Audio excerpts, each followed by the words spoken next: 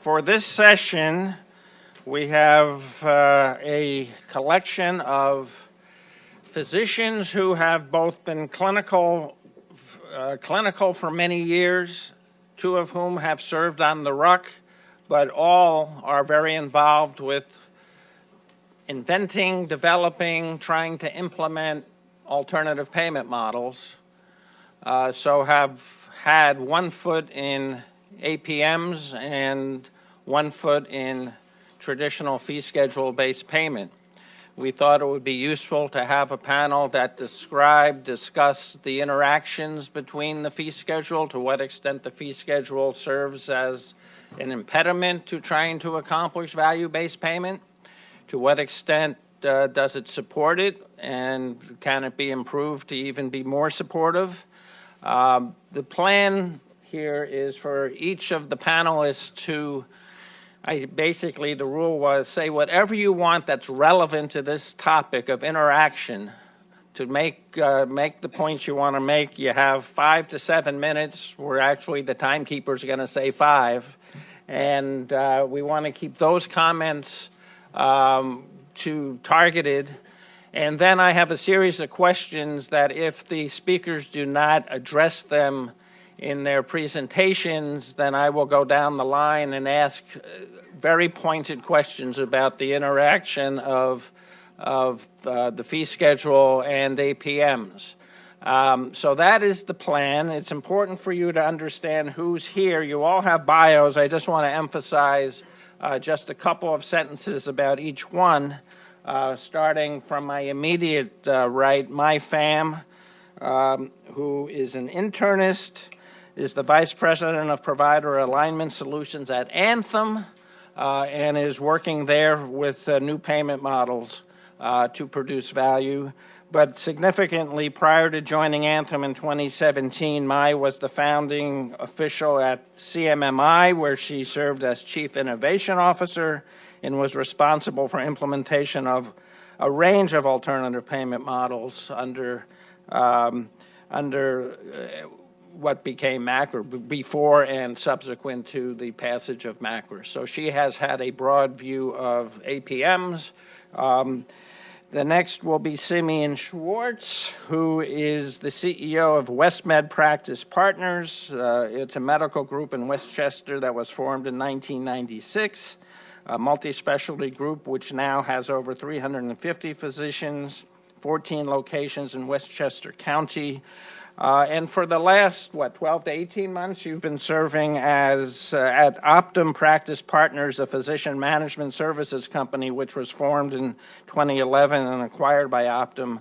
But basically, Simeon has been based in London and has been looking at payment models in the UK and delivery models in the UK as part of that activity. The next down the line is Frank Opelka, who's a surgeon. Oh, I should say Simeon is an oncologist and practiced many years oncology. Frank Opelka is a general surgeon, is that right? Colorectal surgeon, who's the medical director for quality and health policy at the American College of Surgeons. He has been a physician executive at a couple of academic healthcare centers, and most recently is responsible as one of the leaders of developing a very ambitious payment model to pay a significant percentage of Medicare dollars in the form of bundled episodes for procedures and moving on towards paying for conditions. It's a joint ACS Brandeis University payment model that has been reviewed by the Physician-Focused Payment Model Technical Advisory Committee as one of PTAC's first models that has been reviewed. He served, he was telling me, 15 years on the RUC, so he has that perspective as well, and suffers from PTSD, which he commented to me as he heard the first panel's presentation. Next in line is Grace Terrell, who's an internist, who's currently the Chief Executive Officer of Envision Genomics, But prior to that, she launched CHESS, a population health management company dedicated to helping health systems and other medical groups make the transition to value-based medicine. And for over 16 years, she served as president and CEO of Cornerstone Healthcare, a 370-provider independent multi-specialty group practice that is active in North Carolina.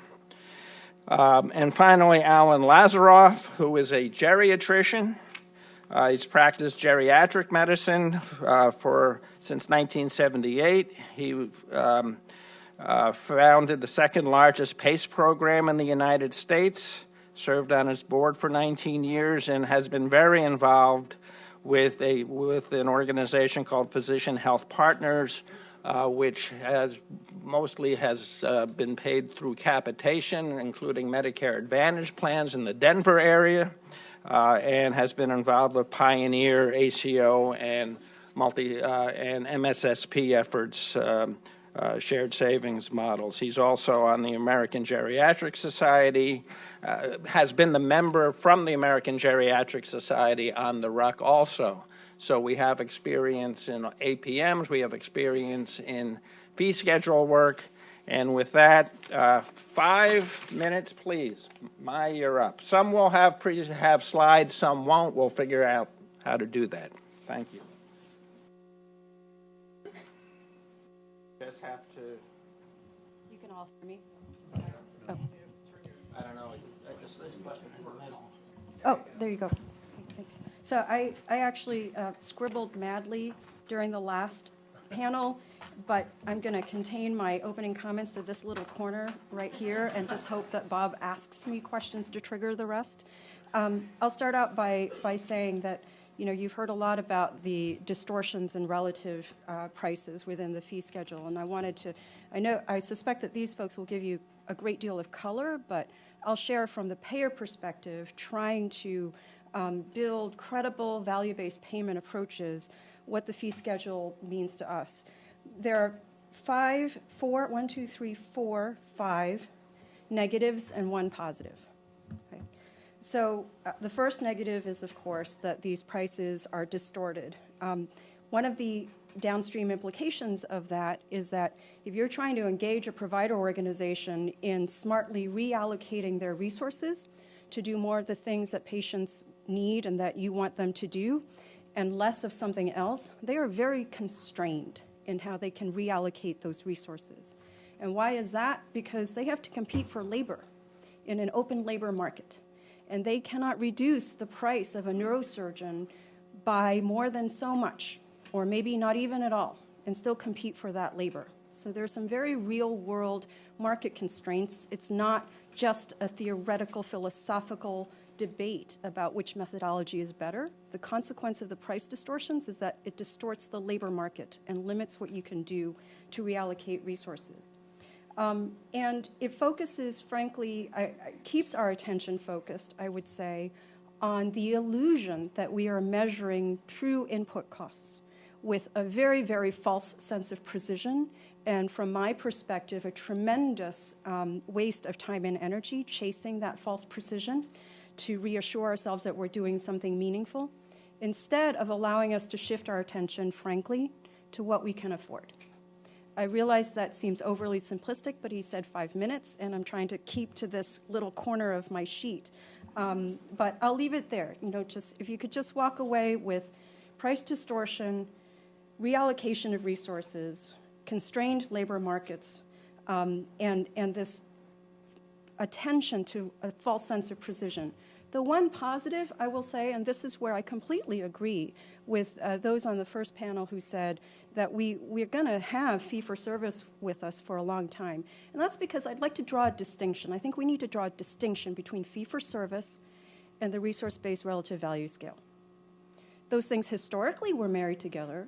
There isn't some technical reason why they must be married together. They are separable.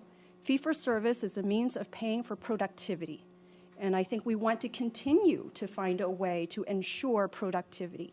We don't want long wait lines if all physicians are getting paid on salary and they have no incentive to see patients as efficiently as possible on a time basis. I like productivity incentives. It's a question of getting the right balance between incentives for productivity versus incentives for outcomes. And so that's why that is a positive from my perspective of having a fee schedule. Just if we could find a way to move away from the false precision and to remove some of the distortions.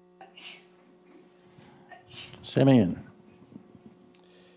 Thank you. It's a pleasure to be here. I want to reassure Paul in my opening comments that the establishment of RBRVS has been extremely successful. It has managed to move almost all primary care physicians to large institutions or hospitals, as opposed to private practice, which is now dead. And the reason, I have a reputation being a disruptor. The reason that private practice is dead is that Medicare payments for primary care physicians have not kept up with inflation. New physicians are coming out with major debt. They're shunning primary care because you'd have to be nuts to take a job that pays half the price of what your education cost. The site of service differential means that you can't possibly practice in your own office when the hospital is getting twice the amount for the same procedure. You have to fill out these ridiculous, inappropriate documentation standards, so you get notes from plastic surgeons that the pupils are equal, round, react, delight, and accommodate. And the movement to ACOs and macro, which I support wholeheartedly, has made it for certain that you don't have a future running your own office in primary care. So maybe that's a bad outcome for a lot of people, but maybe there are some positives of that outcome, and I'd like to point out some of them, having lived in the world, now both in the US and as well as in the UK, understanding a little bit about the advantages of physician aggregation. The first thing it allows you to do is to move money around. You don't have to follow the strict market rules, and you now pay market salaries for your physicians you're able to compete for. You get local control. You get a lot of local decision-making and a lot of decisions as to what constitutes quality. You're able to implement big data and analytics, and certainly I've seen this both domestically as well as in the UK, the enormous value of not telling doctors what to do, but showing them what they're doing as a major driver for not only change, but for financial incentives. RBRVS probably as a methodology is inappropriate for primary care, but it is certainly here to stay in specialty care as a measure of productivity and also for its use within large health systems for trying to compare peers. So maybe the difference between an ophthalmologist code and a urologist code is not so valuable, but just think about if you're employing 20 urologists, it's pretty helpful to look to see what the 20 urologists are doing as a basis to begin to consider that. The other thing also is that when we put in performance-based risk adjustment to capitation, you're able to really now greatly improve the value of capitation. Many people point to the fact that within capitated models, and we look at RAF scores and the gaming that has taken place, the accurate coding that has taken place in order to improve RAF, et cetera. But this is a very simplistic understanding of risk adjustment, and far more sophisticated models are better. But I would end my comments by saying that we should not underestimate the dangers of market power that the consolidation has created. We may have a national fee schedule for Medicare, but in different markets, that number could be 2, 3, or 4 times higher for large health systems that have created major distortions in market power. And whatever system we do to reform us, we have to really think about whether we want a national fee schedule, whether we want some other basis for figuring out capitation, but we need to basically deal with market power and to level the playing field, not only for Medicare and Medicaid, but for all payers. And I'll end with those comments.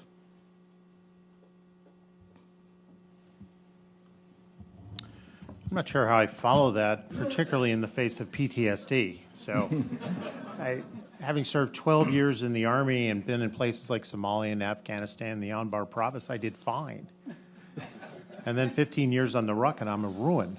And I go through that last panel, and it's like, oh my gosh, it's coming back. So really, the way we look at this from within the College of Surgeons is that this fee schedule, it served its purpose. As a resource-based form of payment, it did what it was supposed to do, but it drove volume, and it's certainly not the way we practice today. And practice has changed dramatically since its inception to today. Things were much more simple, they were easy to do, they were nice and clean, and we just had nowhere near the complexity in care. And the care models have changed. It's now team-based care. Nobody takes care of a patient alone today. They're far too complicated. There are too many things we can do for too many chronic diseases. So when a patient arrives into an operating room area, there's a lot more complexity to care than ever existed before. So when we look at what's in the RBRVS, we're trying to bend around team-based care into these silos, and nobody else would ever do this. This is almost insane. We also see that the specialties pit against each other. I've heard one of the terms I haven't heard in a long time. It was part of the PTSD trigger. I'm non-cognitive. I had no idea. Oh my gosh. I thought we thought as surgeons, but we don't. We're just proceduralists. That's a tension out there. That's not how we practice when we're with patients together.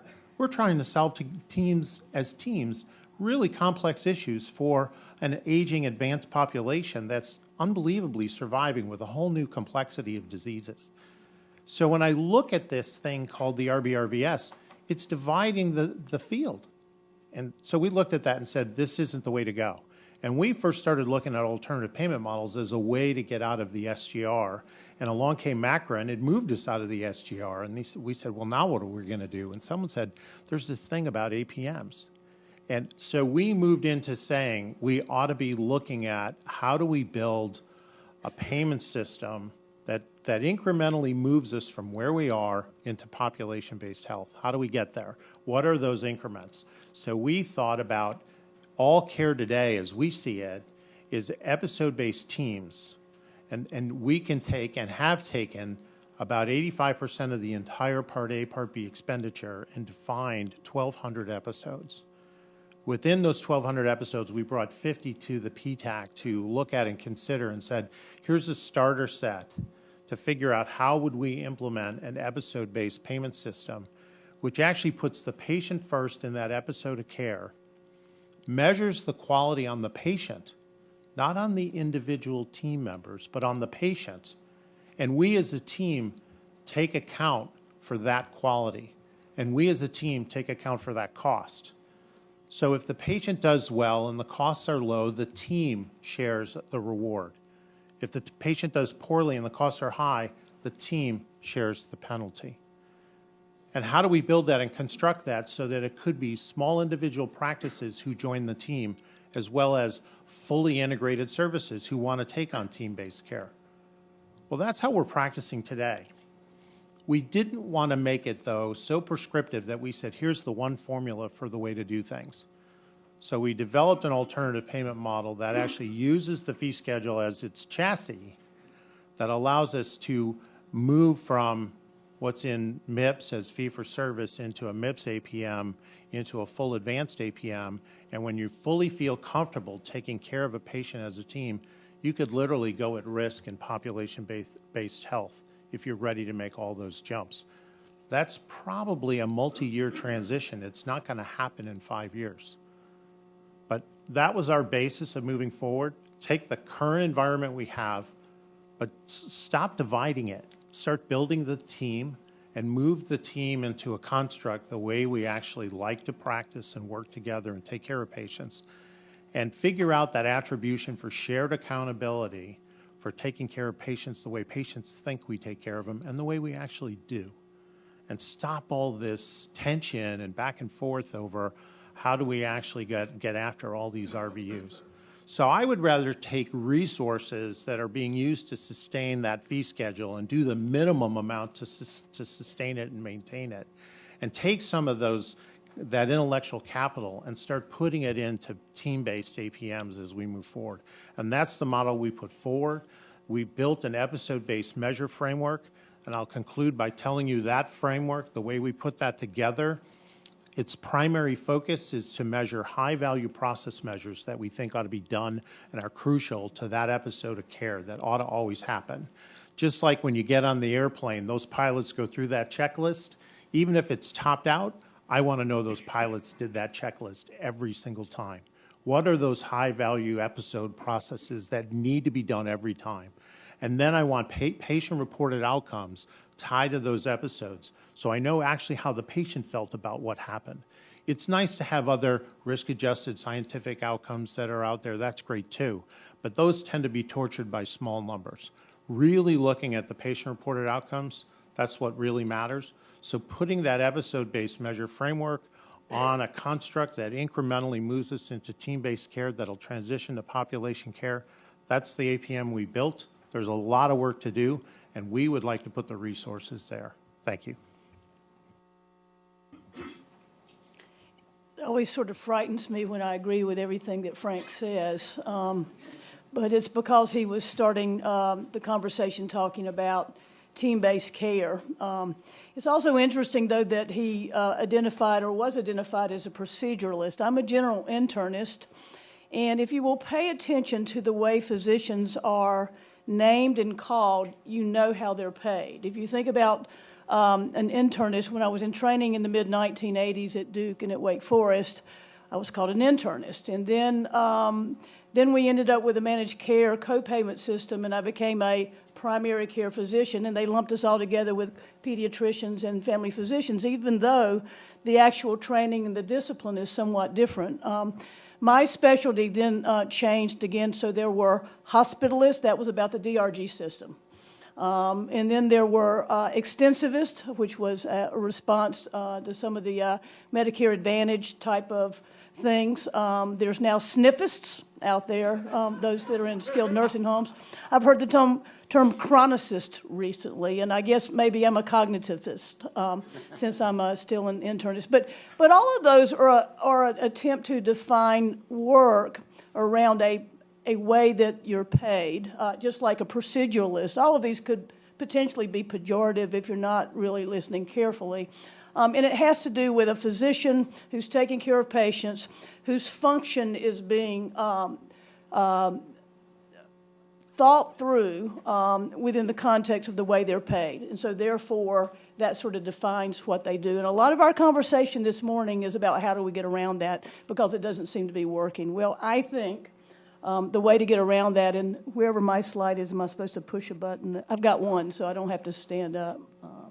I think the way to get around that is to actually go to where we should have started the conversation this morning to begin with, and that is not with the physicians and not with the physician's fee schedule, but with patients. And one of the things that I believe is true is that if we start with patients and what might be the best model of care for patients, and start with the delivery models and the care models, and then come around to the payment models that are associated with how we might get the best outcomes, that's the conversation we ought to have. And if we can have those conversations, then maybe we won't have so much post-traumatic distress disorder. So I don't think that advanced alternative payment models are the solution for everything. The slide I have, I want to turn into like an animated Rubiks Cube. And so the first dimension would be the population that we have, and it goes everywhere from those that are healthy, those that have risk for disease, those with chronic disease, those with late-stage complex disease, those with acute needs, irrespective of what category they may be in to begin with, if you end up with trauma or acute appendicitis, and those at end of life.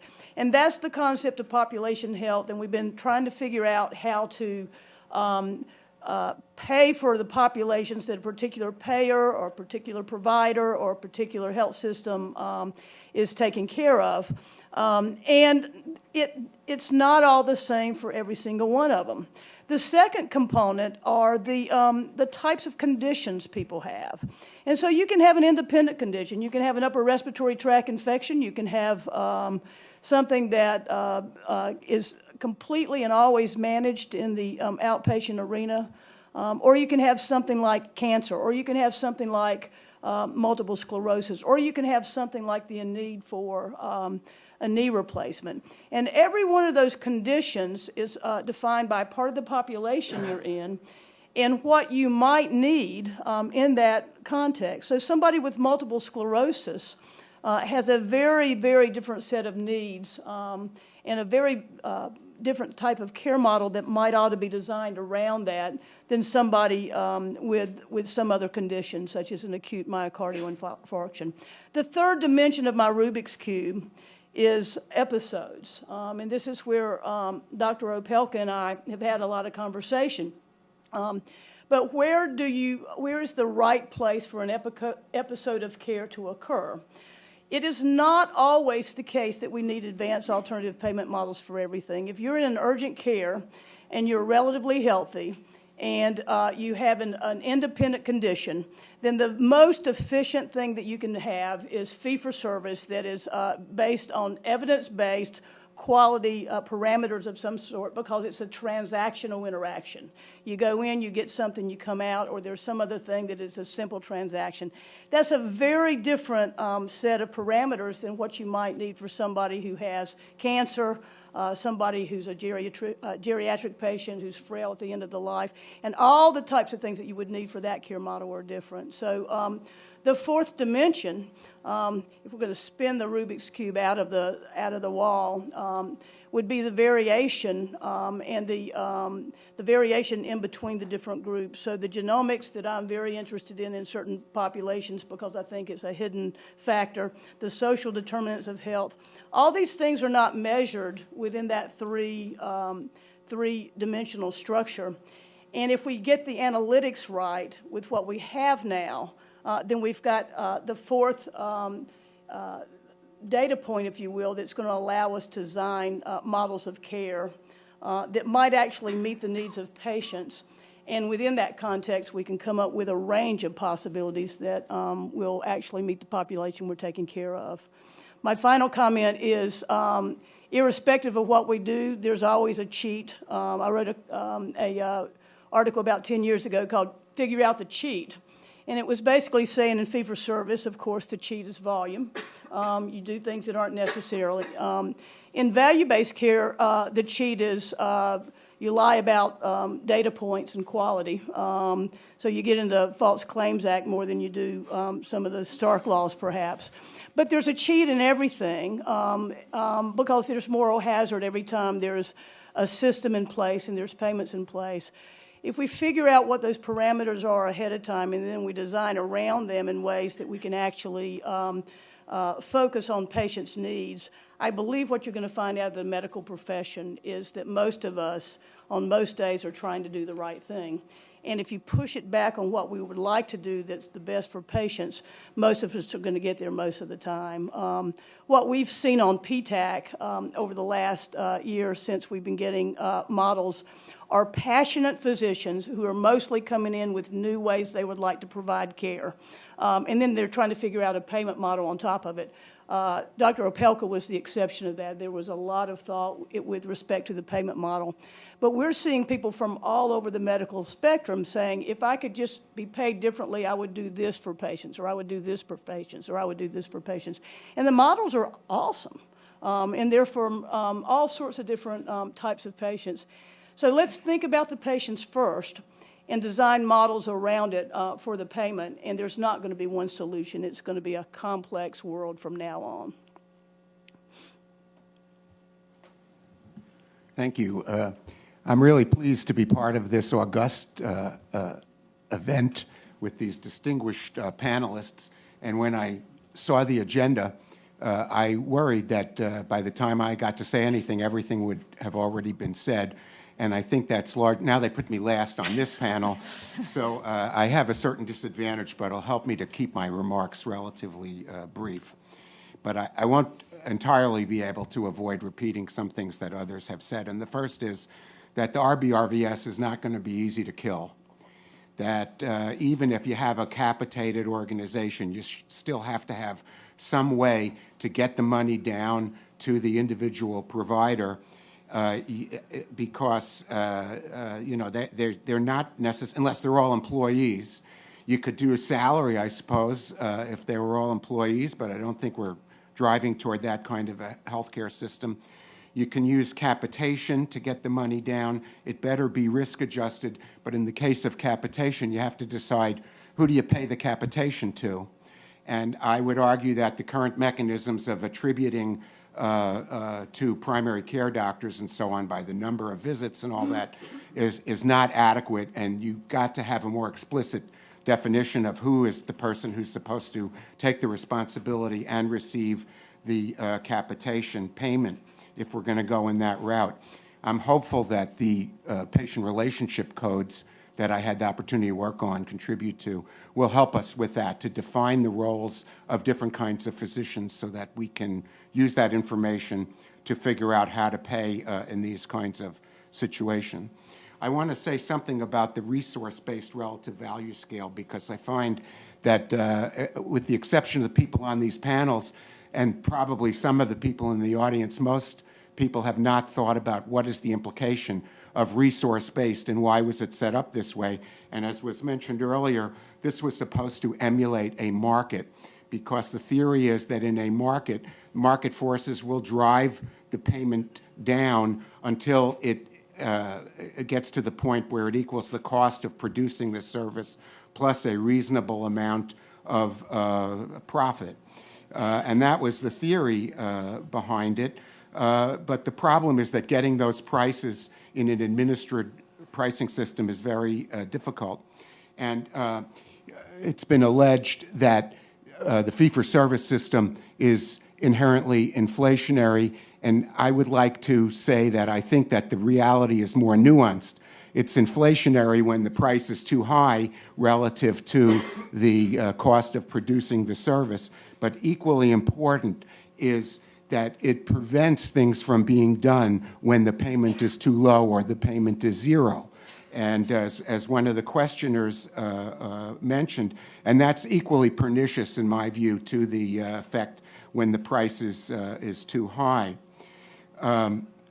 What's happened for fee-for-service for primary care physicians is that the price is determining the service that is provided, whereas what's supposed to happen is the medical need for the service is supposed to determine the price. But it's been flipped, and the result is that only the things that you have to do are getting done. And the real definition of the E&M codes is the documentation requirements, which have almost nothing to do with the practice of medicine.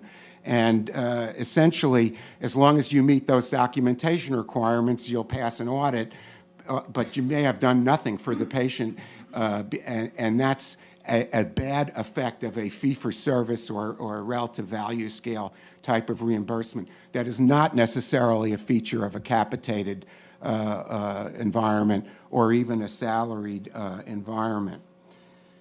Bob gave us some questions to answer and or to think about, and one of them is it worthwhile to have developed and be working on these new codes for transitional care management, for chronic care management, and so on and so forth. I'm totally biased because I did a great deal of work with CMS and AGS and others to develop those codes. I think those codes are consistent with the direction of healthcare reform, helps physicians to build the capacity that they need to participate in alternative payment models, makes the underpayment for cognitive work less, especially for caring for sick patients, less severe.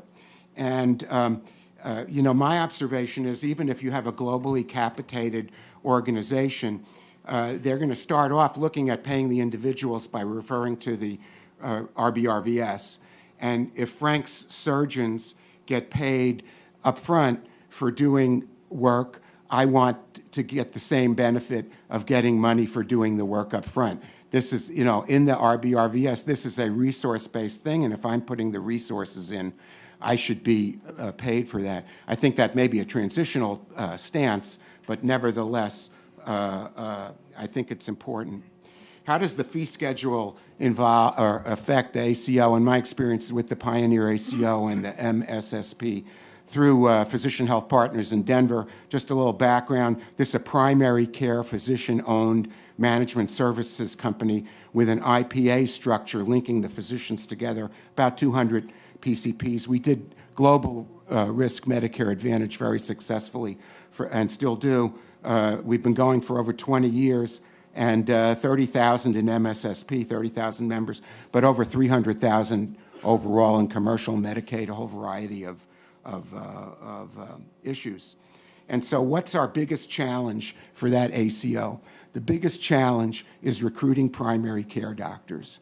Why is this? Because there's a shortage of primary care doctors, especially general internists, who you really want for Medicare patients. And we have Kaiser. It's very influential in it's a good organization. Hospital systems trying to build integrated delivery systems. They need primary care doctors to do this, and they will pay what the market requires in order to hire those people. But our private physicians that are out in the community who are relying on the fee schedule to generate their revenue, they cannot compete with the hospitals and with Kaiser and so on financially. Also, there's MIPS and all these other reasons. So as others have said, everything is being driven into these organizations. That's the real problem that we face with the fee schedule, is that the market demands a higher payment for primary care doctors than the fee schedule can generate.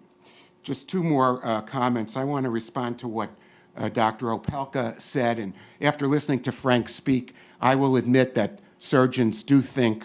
I'm quite sure of that, but I would argue that Frank has skills to do his surgery that I do not. And because of that, in the fee schedule, there's an intensity adjustment to account for that difference. But I would also argue that I have skills that Frank does not. But the assumption, and what I think is maybe the original sin of the fee schedule, is that all physicians of every specialty are assumed to have the same cognitive work skills, and I dispute that. I can't do his work, he can't do my work, but this has created an imbalance in the payment because only procedural work is recognized as requiring special talent, training, skills, and I think that's not true. And with that, I will stop. All right. Now, I think we've heard some different opinions on some topics, and I want to push that a little more and ask a couple of my questions to the panel, and then we're going to open it up to the audience to sort of take, I think I've got this right. Frank was pretty strong about arguing, one, that the coding can't keep up with the practice, and it's probably can't.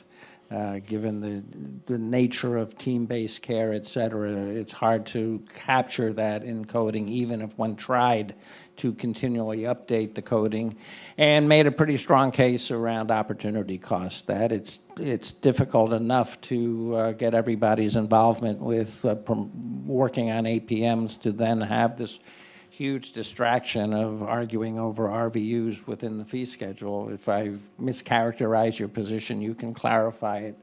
Alan, I think, said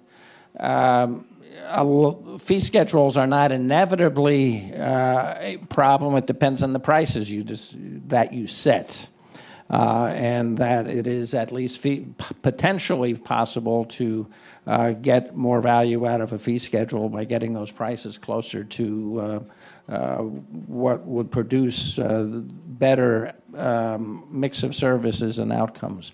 I'd like to go and hear from everybody where they come down on this view, on this issue of, do we want to sort of sunset the fee schedule, let it do, as Frank said, do the maintenance, minimal maintenance, and really move decisively to APMs, but that begs the question of which APMs, but you could take that on. Or is it worth major investment in trying to get the fee schedule better if we could get a consensus on what better means? So, Mai, why don't you start and then pick it up from there? I think I'm somewhere in the muddy middle.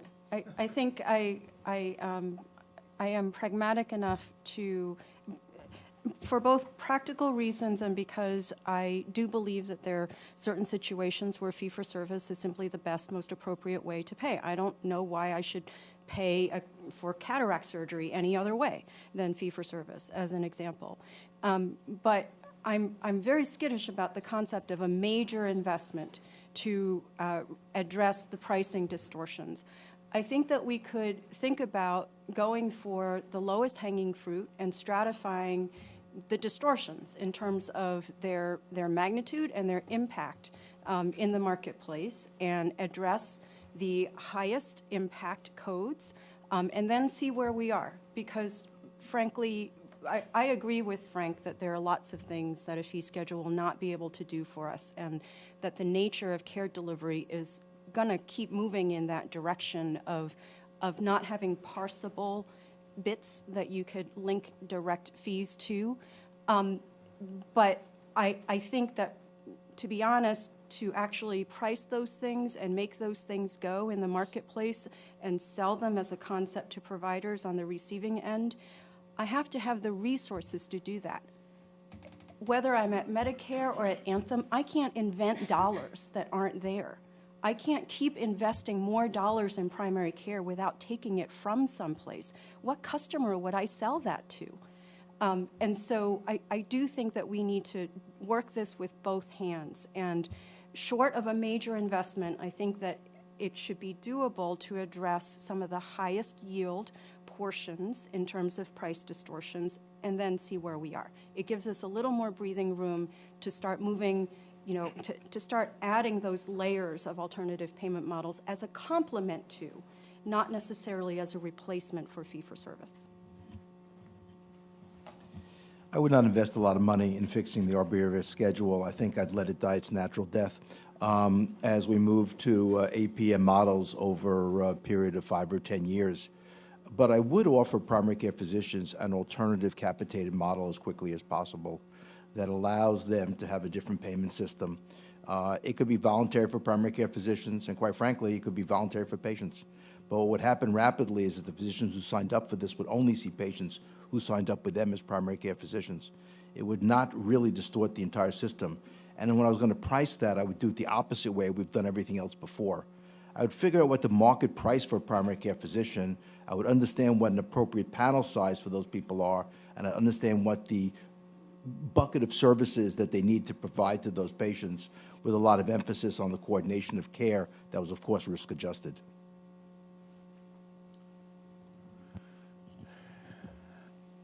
So this is, to me, I think where this panel is more alike than it's not.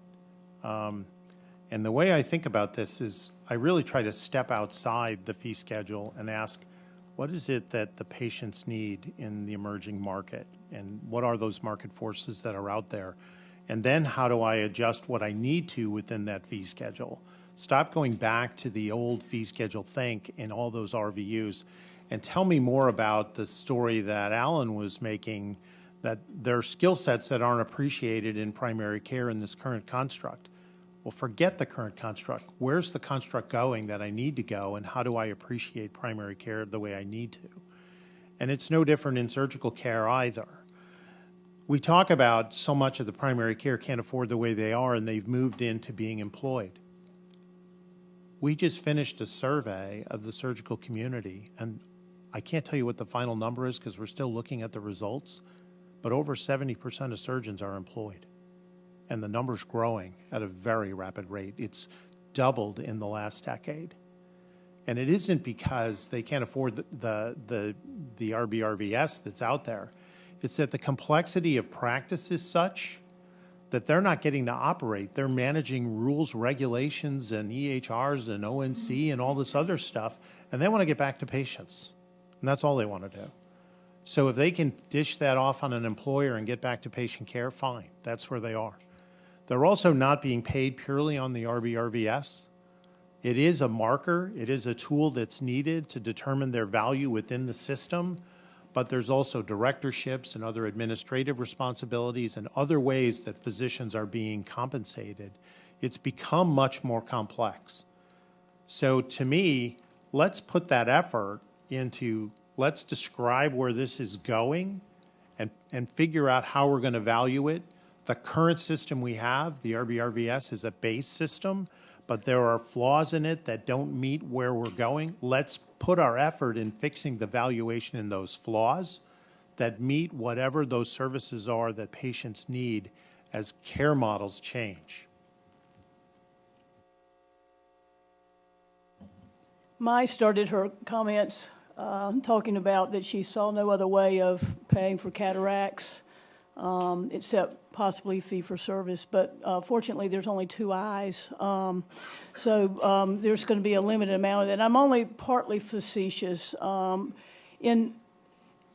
In pure fee-for-service, if you have no way of holding people accountable for appropriateness and quality and outcome, then you may well not still have something that you want, even though there's, in my opinion, parts of the system that could probably do pretty well with what would be considered traditional fee-for-service, but there has to be some sort of performance or quality on top of it.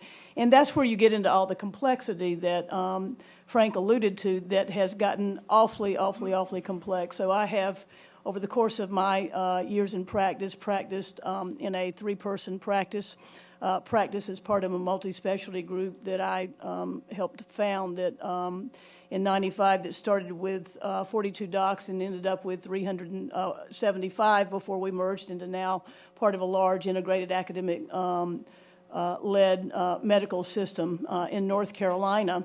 And a lot of those moves were always related to market forces, and some of those market forces now are just the expense and the complexity of the management, and part of it is just market power. An organization like Cornerstone, who had some of the best performance in the country with respect to the quality and cost that we were delivering as an independent multi-specialty group, could not survive independently when hospitals could pay rates to some of the higher earning specialists that were $200,000 to $300,000 more apiece, and we thought we were paying market, but it was that hospital differential.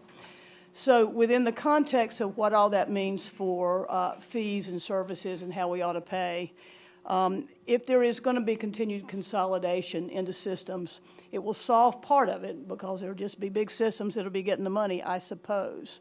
But at the level of what needs to happen for the patients, if we do not have something underneath that's holding everybody accountable for the cost and the quality and the outcomes in this complex world that we've developed, then we won't get what we ultimately need out of any of the stuff that we've wrought over the last 20 years. I think I agree with the other panelists who have, I think the differences among us are not that great, really. We mostly are all thinking about the same things.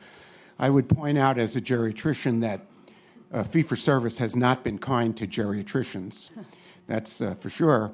And that's why, as Bob mentioned in the introductions, I did PACE many years ago, was very involved in that, and then have been involved in Medicare Advantage and the ACOs and so on and so forth. So I wouldn't portray myself as a big advocate for fee-for-service. It's just I don't see how the heck you get rid of it. It's not going to be easy to get rid of it. One other comment I wanted to make is, in a fee-for-service system, if you can rush, as a primary care doctor, if you can rush through 4 or 5 sick patients in an hour, that's not efficiency. That's simply not doing the care. And that's a basic problem that we have with the way fee-for-service is structured. The other point is, primary care is really in trouble. And we need some relief right away. Because if it takes another 10 years to get to alternative payment models, there won't be any primary care doctors left unless something is done in the interim. And so, although it's now, I think it's in the 7th year since Pioneer ACO came out, we still don't know if this is going to work really and where we're going. And so I fear that, part of what we're saying is anything has to be better than what we have right now. And if you look at the Graham-Cassidy bill, you know that logic isn't very strong. So we've got to have something to replace fee-for-service that we're confident will work, and I don't believe we're there yet. We should move in that direction, but I think we still, and I just would say I think we can chew gum and walk at the same time and work on both ways at the same time, is my opinion. So let me ask one more question, and then we're going to open it up to the audience to maybe make it a little more difficult, the answer to the first question. In the notice of proposed rulemaking, CMS, to their great credit, identified the documentation guidelines as something that may have, let's just say, I'm trying to come up with the right term, no longer are deserve to be given the same standing to distort medical practice, the medical record, the electronic health records, all of that stuff. It's my first job at CMS, actually, when I showed up in 1998, was to do the fly-in at the AMA and defend the new documentation guidelines that had been promulgated. I was the messenger. 20 years later, I think they have not served their purpose and are counterproductive, and so CMS was asking for comments about it.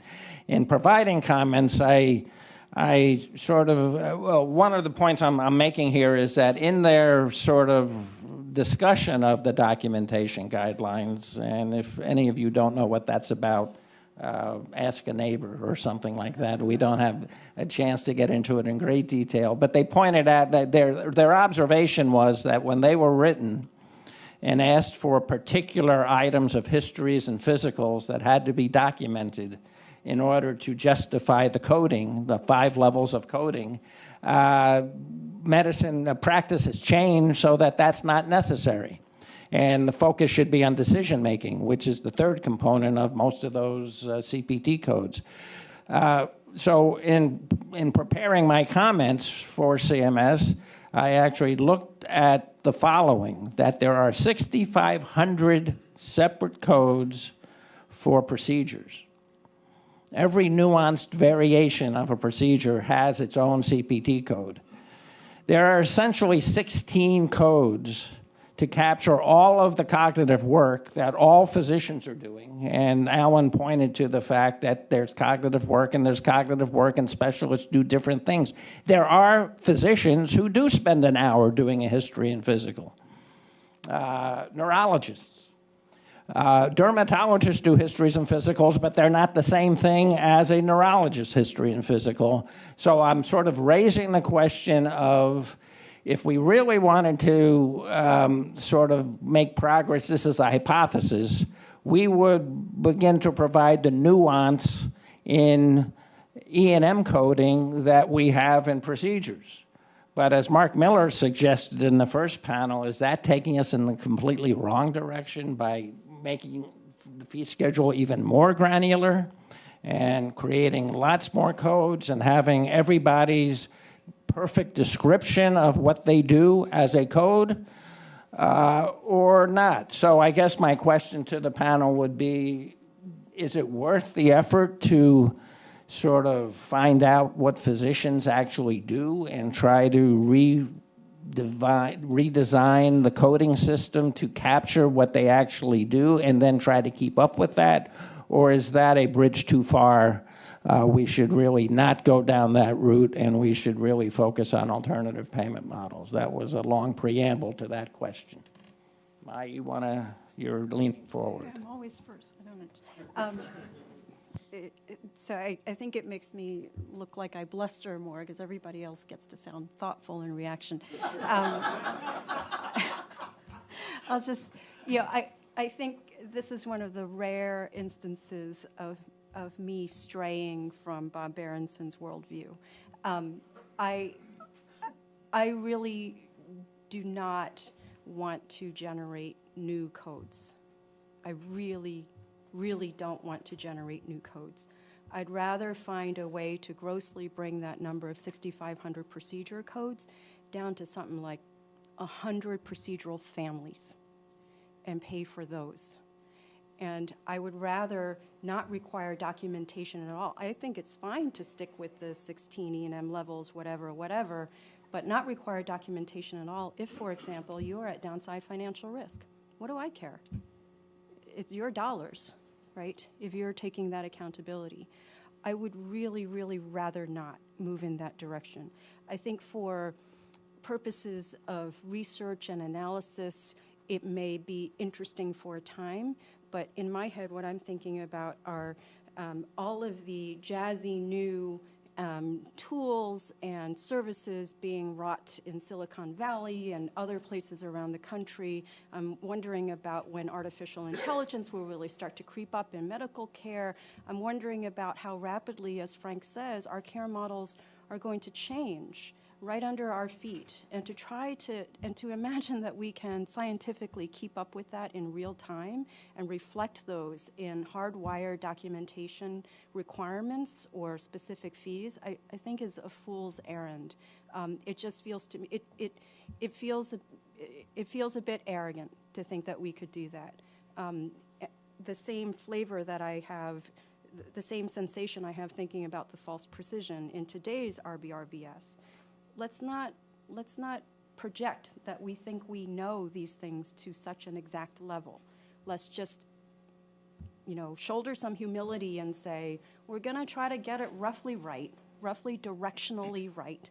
And we want to, if complexity is what is driving independent practices into the arms of larger institutions, let's remove some of that complexity. And let's just accept that we're willing to live with a certain level of imprecision in order to get closer to goal in a whole host of other ways. Very thoughtful comment. No. For on the spot's pretty good. What happens if the alternative payment models don't work? I'm actually, dealing with that issue every day now in the UK. So one of the things, I also spend a lot of time looking at big data and looking at high-level analytics. And I'm really amazed at how much you can tell about people. What's it worth to pay an internist who does 4 hypertension visit follow-ups a year compared to his colleague who does 1 and manages the same patient with hypertension? So you'd think, for example, that the APMs take care of that because the organizations will figure that out. But actually, we can figure that out, too, on a national basis. And one of the alternatives is we really understand risk and understand who the patients are, understands how much medicines they're on, get more and more EMR data on each individual patient. We know who the patients are, and we really know what you're doing. And one alternative, if the APMs do not work, is to go to a single primary care code, visit code, and retrospectively do analytics to determine the acuity and the intensity of the visit and adjust physicians' incomes accordingly as bonus payments at the end of the year, whatever, to reflect who they are, what they've done, and how they've managed it. That's doable today analytically. We may not want to do that. They may not be politically acceptable, but most importantly, if APMs fail, which is my preferred model, we may need some alternative mechanism for primary care.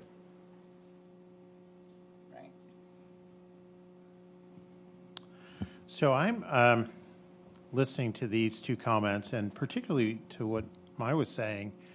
She wants 100 code areas to deal with. Well, we've put 1,200 together, which we actually have started to envision compressing into other groups that we call clinical affinity groups. So a cancer group, a musculoskeletal group, a cardiac group. And those would have sub-episodes within them, but could roll up into a population-based health payment system. And that, to me, is much more worth the effort. And at the same time, Dr. Schwartz is talking about how do we apply real business analytics? How do we start to get into using digital health information in a way that starts to reveal optimal points of care? How do we actually move from where we currently are into artificial intelligence and deep learning? Or we could spend our time writing a whole bunch of new codes to chase in a fee schedule. I would rather be linking this closer and closer to the clinical environment in which we live. Now, Bob, you've also re-triggered more of my PTSD. You see, I was on the original Documentation Guidelines Committee. So, and I looked at that, and back then when we did that, it made sense. In the digital health environment we have today, it makes no sense whatsoever. And so I look at all of that and say, let us modernize that documentation, again, to meet the care models. How is this team communicating to take care of this patient rather than how am I counting the widgets so that I can code and bill right? We've got the emphasis at the wrong point. and we're missing the real opportunity to better care. So I would redesign that documentation so that it's flowing and tracking with the patient, and that information is where it needs to be, when it needs to be there for the clinical decision-making, not for accounting systems that get payment done. We're missing the point if that's where we are. So I was practicing medicine this past weekend on Friday, Saturday, and Sunday, seeing patients. And I saw my usual geriatric population in chronic care on Friday, and then there was one of our nurse practitioners' father had died, so I was doing the convenience care, and I saw, I don't know, I think we saw about 50 over the weekend in team-based care. And there's a virus in High Point, North Carolina, so a lot of people came in with a viral upper respiratory tract infection, and I didn't do anything for them except tell them to go home, and I didn't prescribe an antibiotic. It took me a lot of time to document it because most of the EHRs today are billing systems masquerading as medical records. But one of those patients that I saw, I'm pretty sure she actually was a missed Microbacterium avium complex. And you probably can't tell it from my record other than I found a CT scan that somebody had missed and put 2 or 3 extra sentences of documentation. The complexity, Bob, of actually having to go through and explain why I thought that patient was different than everybody else and what triggered my thought process and why I did what I did, it's just a nuisance in the current system. What needs to happen is there needs to be enough that we get it done so that the patients get what they need. But I think that if we basically start with the billing system, the documentation will occur because the IT always follows the money. So the reason the IT is so terrible now is because it's about the fee-for-service system and documenting in the documentation so that we can get every little point. And the next little thing that's happening now are the RAF scores and the HCCs because that's the new way of getting money from Medicare in some of the alternative payment models. So let's design the system, and the IT will follow, I believe. But we got to get the system right first. The money will follow. I mean, the IT will follow the money. I think it's possible that 6,500 codes for procedures is too many. As a matter of fact, I'm certain of it. But I also think at the same time it's possible that 16 codes for primary care is not enough. There was an effort made in around 2005 to raise the value of E&M codes to address the problem that we've all talked about here today. But the problem is that every physician of every stripe uses E&M codes. And so the budgetary implications of changing the value of the E&M codes is just humongous. And you know, it is the cornerstone of the entire payment system. And if you were to raise that by 50%, it has huge implications for every other kind of physician who, for some reason, are, you know, not thrilled with the idea of their payment going down because of budget neutrality. So that's the reason for developing these other codes like the Transitional Care Management Code and so on, to look for work that the dermatologist does not do, to say that not everybody does exactly the same thing in E&M. Is that an ideal solution? No, I don't think so, and it's going to be limited. It can't fix the problem, but at least it starts to recognize some of this work. The other issue is, you know, I sit on the RUC, and I want to tell you that the RUC values these codes to the 100th of an RVU. This is absurd. The data can't justify that.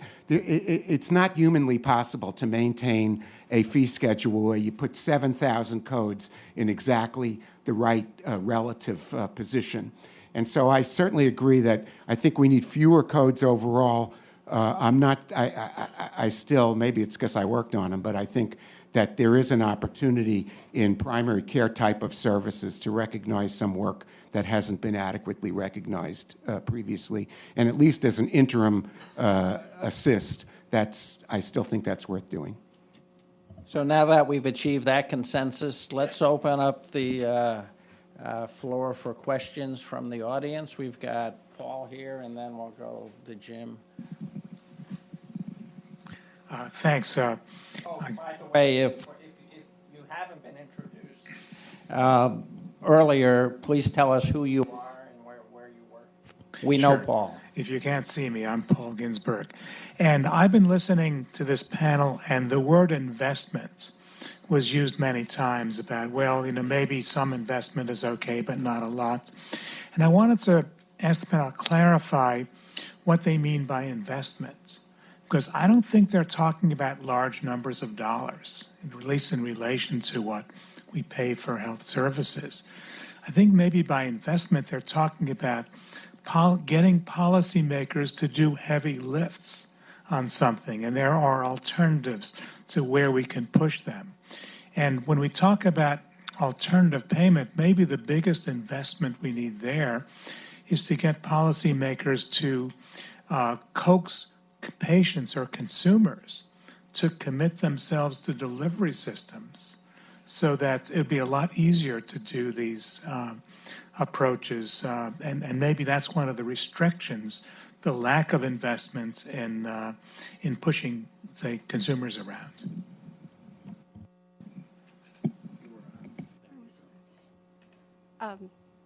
Yes, there are some real-world constraints. What I meant when I said investments was, I think what you meant, which is it's an unbelievable amount of time, which comes with opportunity costs and people resources. Chris Ritter is sitting right behind you, and she's probably going to die sooner because of all the work that she's put into the fee schedule.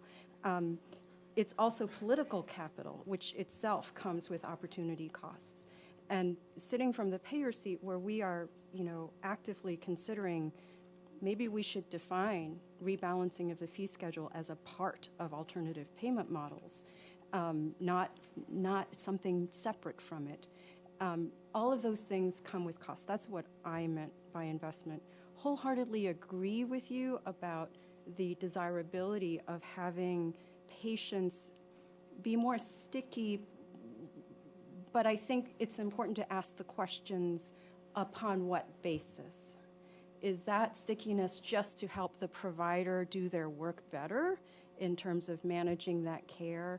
Is it to generate awareness and outrage among patients and consumers about how the healthcare system actually works and the industry actually works? I think we want to think that through pretty carefully, because I think that I think that no one has pushed that needle as far as it could go, but in part because we haven't deconflated those various issues.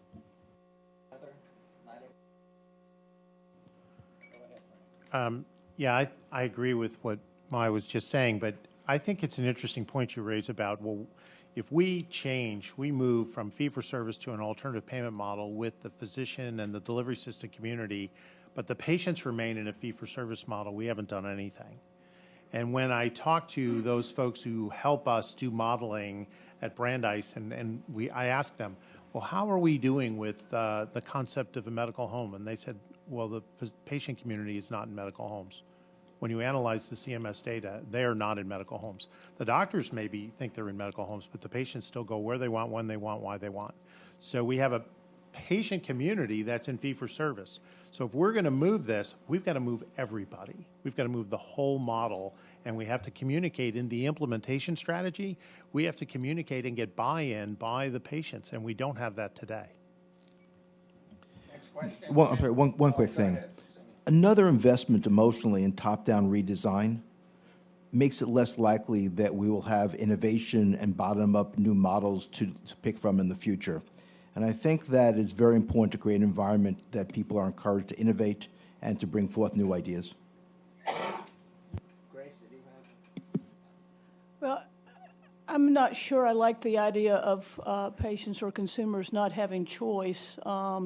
In a market-based system, if we were able to come up with a way that we actually were providing a better product, choice would be an okay thing. Now, you could have choice, a system choice level as opposed to a provider choice level. But if you're going to go with that idea, I think it has to be designed with the concept that patient choice ought to be like any other thing, it ought to move with quality and with patient experience and not just be where somebody feels trapped in a system. So. Jim, over there, question. Tell us who you are. Jim Hahn with the Congressional Research Service, and a quick comment and then a question. The comment is that I'm often, and again, CRS works confidentially, but this is general enough that I'm not violating confidentiality. I'm often approached by staff who want to discuss a new proposal or a new bill to create new codes for whether it be telemedicine or positron therapy or whatever. And one of my first responses is, if you code it, they will bill. You might be happy with that. You might not be happy with that. But if you code it, they will bill based on experience. And also the second part of that is CBO is likely to score that as increasing the federal budget. So my question has to do with the types of APMs that we're starting to see through the QPP versus what I refer to as a complete payment system, the distinction being that the payment system is exhaustive. Whereas what we're seeing with these APMs are oncology carve-outs or joint replacement carve-outs or chronic care management carve-outs, which means by necessity you have to have something else that wraps around everything else, which in most cases is going to be fee-for-service in the RBRVS. So while I've heard a couple of you talk about, I had a big bug fly in my mouth while I was biking to work today, and it left, but after a fight, so I have a kind of a swollen throat. So I've heard a few of you talk about these developing these payment systems that have a reduced number of codes. But I'd like you to comment on the importance and where we should put our efforts between these carve-out models, which necessitate the reliance on a backup system like fee-for-service, versus going to an alternative, completely alternative payment system, which, frankly, I think are behind right now. If I could start on that, I don't agree with you on a couple of things. First of all, with respect to the codes, I probably do agree with you on that. What I'm learning in the genomics world is that there's now 70,000 genetic tests and only 500 CPT codes for all of them. So part of the issue with technology and all of that is that we may never be able to, even if we wanted to have 77,000 codes or whatever for genomic tests, be able to keep up with that just because of the complexity, and so there may need to be another way. I don't think, what I disagree with, though, is I don't think a fee-for-service has to be around what you're calling a carve-out. So if you looked at the slide that I put up earlier, I was saying that there may be areas where bundles are important, or areas where you have to have an overall population payment for which a bundle is a component of it, or other areas where fee-for-service. The complexity in that is not about a wraparound. It's about linking all those into the total cost of care in a community. And so if you have community-based payments for which there's various types of components that are out there, you may well be able to fit all of that in. But you could certainly have for example, an advanced alternative payment model system that was contracting with a oncology medical home to provide certain services within it. It wouldn't have to be fee-for-service around it, in my opinion. Right. A bundled payment in and of itself would just be a component of the larger healthcare needs of a population. Yeah, I agree with Race, and I guess the way I would characterize it is what you're calling carve-outs, I think of as the first baby steps. You know, in reality, if you talk to most ACOs and you ask them how they're engaging their specialists, you get one of two reactions. It's either a blank stare or sheer terror. There's really nothing in between. And they actually rely on payers to step into that void and to help think about how to entice, engage, cajole those members of their care community to actually engage in this work. And so things like episode-based payments or, you know, specialist medical home models, I think where they're really useful is to begin that engagement in a very concrete way. But I completely agree with you and with Grace that you need a system around that, and that all those pieces need to knit together deliberately. It's not that, you know, if you sprinkle oncology medical homes in a market and a few ACOs layered around there, it's not like the work is done. You actually have to knit those things together so that everyone is playing to the same total cost of care goal. we think it can be entirely possible to do. And sometime in Q1 of next year or late next year, maybe we'll have evidence to show for that. But that's definitely the direction that, and to be also clear, it doesn't stop with payment. To Paul's point, if you have a great payment product and you don't have the insurance product design around that to engage the beneficiary, the member, if you don't have the sort of consumer centricity strategies around that, if you don't have the right data around that, all those things make for an accountability system. We've been talking about payment today, but let's not kid ourselves that even if we figure that out, we've solved the problem. Alan and then Frank. So first I will say that for primary care doctors, I think the total cost of care is the only rational metric for a population. I'm troubled by episodes that begin at primary care that are defined by disease because I don't think you can adequately risk adjust those episodes. And it's really very, very difficult to do that. If you look at, for example, I would rather be evaluated on what's the cost of care of my entire population rather than what's my cost of care in taking care of patients with COPD, for example.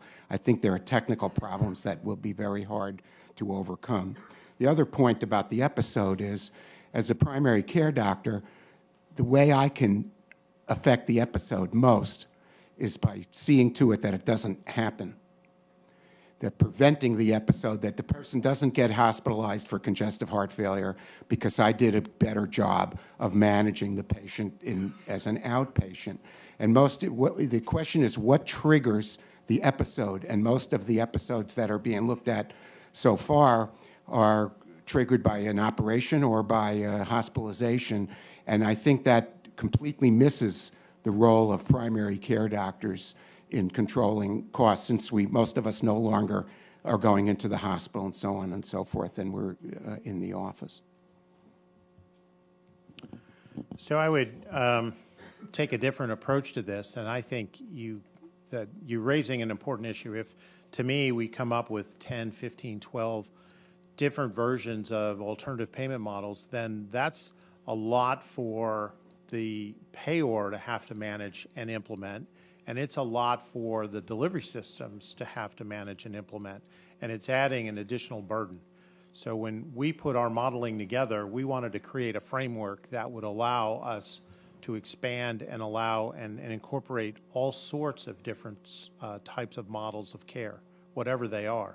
An episode, as we describe it, can be triggered by a CPT event. That's how it was designed. So it was triggered by an outpatient engagement rather than an inpatient event. And that episode can be a year long, it could be 90 days long, however you want to design it. And it can take clinical risk adjustment. It's currently claims-based risk adjustment because we don't have enough clinical energy currently to allow us to do clinical risk adjustment, but we individually price the episode for every patient. It's not by, oh, this procedure or this condition costs this much money and you have to manage it within that. No, it's by the patient and the other comorbid conditions that patient has that allows us to price that model out. And we've done a ton of statistical analysis on this. The beauty is that, to Mai's point, when you do go into the ACO, they don't know how to analyze their patient beyond chronic care. And it's only a few diseases they can do, 8 or 10 diseases in the chronic care environment. Beyond that, they don't have a way. This model allows us to go into the ACO and break it down. We could say, okay, here's how you vary from all other ACOs and how you cared for your population, risk adjusted. Now, again, it's still grainy. It's not highly focused, but at least it gives the ACO an opportunity to look inside and say, is our variation warranted or unwarranted? Let's start to look and see where we vary, what's going on, whether we can justify it or not. Currently, they can't do it at all. So this is actually a great tool to put inside the ACO to break it down into digestible bites of the elephant so that you can look at it and start to say, where do I begin to understand variation and whether my variation is warranted or not? So I'm aware of 2 more questions. One is right here in the front, and then one is going to be in the back, and then we're going to break to left. Okay. Steve Zuckerman, the Urban Institute. I'm going to ask a question. I think it's going to go to Frank, but other people can pick up on it. If you create these APMs, whether it's one APM with a lot of different models or several APMs, presumably these payments have to go from an insurer, whether it's a private insurer or Medicare, to a provider or a provider system. How do you figure out how to price those APMs if you step away from RBRVS? So the way that we envision the model the chassis is built on RBRVS. So it begins with RBRVS to set where it is today. And then we envision that over time, if you've taken on enough risk and you've got a huge clinical affinity group, say cancer or cardiac care or musculoskeletal care, where you know all the sub-episodes and the sub-episodes, because there's a lot of concurring episodes that are co-running all the time. You can actually analyze and know predictably what your risk is with that population and go ahead and say, I can set a population-based health risk, PMPM, for this population, knowing these actuarial risks that I've been running for the last 2 or 3 years. And you can step out of RBRVS and say, I am going to go at risk with these providers to provide these services within this clinical affinity group. So if you start with RBRVS and you then monitor what care is being provided, does that mean over time you'll be able to lower prices because you'll be able to accept less revenue and do a better job of managing care? Yeah, the incentives, the way the system's designed, it's a race to the bottom. So it measures quality. Quality is broken down into 4 tiers of excellent, good, acceptable, and unacceptable. That's first. Cost is second. So if you're measuring quality over cost, you're being rewarded for shared savings in the model, and you're actually driving down the model is intended. We have to prove it over time to actually race to the bottom of the highest quality at the lowest cost. What I would suggest is that when you begin a system that looks at historical costs by specialty and by procedure, all you're doing is immortalizing the current distortions in the fee schedule system, right? So that, in fact, if you were to design a new system, I'm not very detailed understanding of how Kaiser works, but my understanding largely is departments have budgets and they manage to deliver the care within those budgets. And they understand what the market costs are. So if you don't start with a system that starts with what are your costs today to deliver this care within this budget for this population, and then break it down by specialty. At one point in my career, almost 20-some-odd years ago, I was a consultant in Westchester for Kaiser, and I got 54 cents per member per month for oncology care for their entire 30,000 population. And I thought it was the worst deal I ever negotiated. At the end of the day, I looked at it, it was one of the best deals I ever negotiated. And it seems ridiculous that 54 cents was going to make it. But that actuarially was a very good value for what it was. And that was not based on what my historical cost was. That was not based on what my RVRVS was. It was a completely parallel system based on their allocating a budget by the cost of care. So can I answer with respect to the future APMs rather than the current APMs? And with respect to the future APMs, yes, you start with that chassis, but then you actually try to address some key distortions within that chassis. At the same time that you are, I'm forgetting my thought here, you're asking about moving people off of that chassis. I'm going to come back to you, Steve, because I had a really good thought, but I wasn't used to waiting so long before.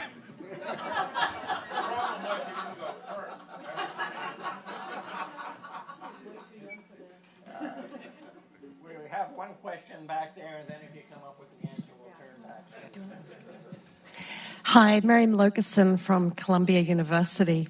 I too have PTSD from writing a book about RBRVS, but nevertheless, I was very heartened to hear this concept of simplicity in coding, and I'm really interested in hearing about how we can sort of encourage more innovation in the definition of services. So, stakeholders from physicians to payers.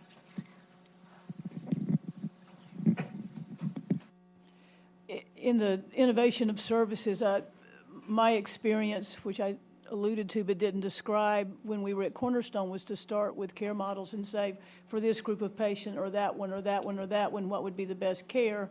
So we designed a set of services around patients that were dual eligible. We designed a COPD care model. We designed a care model with integrated behavioral medicine into a congestive heart failure model. We designed a model around oncology care that looks similar to some of the stuff that's being done now. We did a super duper complex medical home on steroids kind of model for patients that were frail. And with that particular population, we embedded pharmacy services and many other types of services not typically embedded into the model. So in each of those situations, we were very innovative. We had fantastic cost and quality results that came out of it. But it was putting together what we thought the patients needed that were the particular patients that we were approaching that we felt were challenging in the way care was being delivered in the traditional way. I think that all over the medical healthcare industry community right now, you're seeing a lot of people starting to have innovative ideas, partly because of new technologies that are available that are getting things out of facilities, and partly because just the tantalizing idea may be that if they can get into an APM, they don't have to do MIPS or whatever, they get their 5% bonus, even though it's, it's just the hope of that. You're getting a lot of innovation out there from the community. So I don't think that you're going to have to worry about innovation. I think it's going to come from people that are thirsty for it, who've been taking care of patients on the ground all the time. If we get our payment models right, that can actually be married to the care models that would be more appropriate. We struggled with trying to improve the patient experience, that when you call the doctor's office, we actually answer now 80% of our calls within 30 seconds. And that required building a pretty massive, we have about 250 agents in our call center. The impediment to doing that was what the patient wanted to come in for, and we had approximately 300 visit types. We now have in primary care and internal medicine and pediatrics one visit type. It's called visit. It was really hard to get to. It took a lot of complexity to get there, and a tremendous amount of political capital. But if you call and you say you want to see the doctor, we give you a visit. And if you go online and you want to book that, you book a visit. And it works out. So a lot of the complexity that we have created for the purposes of our billing and for our interactions is really irrelevant to what the patient wants, and it is not productive for delivering high-quality care. And I'm going to turn to Mai for the final word to Steve. I remembered. So I think the future APMs, while they may have to start out with that RBRVS chassis, would incorporate targeted fixes to some of the distortions in that chassis. And to Frank's concern about a race to the bottom, I don't think that that's unavoidable. I think that you can move to a space where you are explicitly rewarding in the financial deal historical performance and relative efficiency, and do it in a way that is normative, that says, and this was one of the things I scribbled madly during the last panel, we don't talk about what we can afford. That is at least as valid a starting point as what do things cost to generate. We don't talk about what we can afford, and we can bring that element explicitly into how we set the prices for these APMs. But I'll tell you, the only way we can do that is if the powers that have the market leverage to do it continue to exert price pressure on the entire system.